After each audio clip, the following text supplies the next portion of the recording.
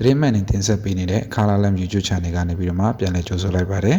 အခုတင်ဆက်ပေးမယ့်တရင်ကတော့ရှမ်းပြည်နယ်ကုတ်ခိုင်မြို့နယ်နန်းဖက်ကရွာမှာအသက်73နှစ်အရွယ်မယ်တီလာရှင်ဆရာလေးတစ်ပါးကိုစစ်ကောင်စီတပ်သားတို့ကမရင်းကျင်းတဲ့ဖြစ်စဉ်ဖြစ်ပွားခဲ့ပါတယ်ထိုကိစ္စနဲ့ပတ်သက်ပြီးတန်ကတော့တောင်မျိုးသားပါတီတောင်မျိုးသားစာပေတပ်ဆိုင်ရာဌာနရဲနဲ့စစ်သားတို့အစည်းအဝေးပြုလုပ်ခဲ့ကြပါတယ်စစ်ကောင်စီဘက်မှထိုတပ်သားကိုမြင်မြင်ရထိုတပ်သားကမဟုတ်ဘူးလို့ပြောကြ၎င်းတို့နေဖြင့်ဆရာလေးရဲ့စစ်စစ်ချက်ကိုလိုချင်ကြောင်းသာပြောသားပြီးရက်ထပ်မှန်ချင်းဆိုခဲ့ပါတယ်။မေတီလာရှင်ဆရာလေးနေဖြင့်သူမှာအတ္တမအပြုတ်ချခံရသည်မှာအမှန်ဖြစ်ကြောင်းဝန်ခံထားပါတယ်။နောက်ထပ်သတင်းသဘောအနေနဲ့ဇွန်လ12ရက်နေ့ည9:00နာရီ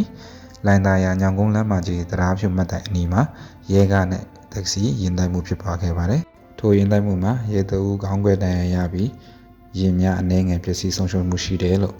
လိုင်သာယာ information ကဖော်ပြထားပါတယ်။တစ်ဆက်တည်းမှာပဲဇွန်လ12ရက်နေ့ည8:20မှာလိုင်သာယာမြို့နယ်ဘိုးချုံမတ်တိုင်အနီးမှာတနက်ပြစ်ဒဏ်တွေကြားရတယ်ဆိုပြီးတော့မှရုပ်ွက်နေပြည်သူတွေကသတင်းပေးပို့ထားပါတယ်။တတိယသတင်းအနေနဲ့ဦးရလာရွှေကအုပ်ကြီးများကိုလက်နက်ကင်ဆောင်ခွင့်ပေးတဲ့နယ်လို့တောင်းဆိုသွားတဲ့ပေါ့ဇော်မဲလုံးကပြည်ထရေးကတစဉ်ပုဂ္ဂလိကအနေနဲ့ရှောက်ထားတာမျိုးရှိမယ်ဆိုရင်လိုအပ်ရင်ထုတ်ပေးမယ်ဟုပြောကြားသွားခဲ့တယ်လို့သိရပါတယ်။နောက်ဆုံးသတင်းသဘောအနေနဲ့ဇွန်လ9ရက်နေ့မိုးပြဲမြို့နယ် KNDF PDF နဲ့စစ်ကောင်စီတို့တိုက်ပွဲဖြစ်ပွားခဲ့ပါတယ်။ထိုတိုက်ပွဲဖြစ်ပွားပြီးတဲ့နောက်နေ့6ရက်နေ့မှာ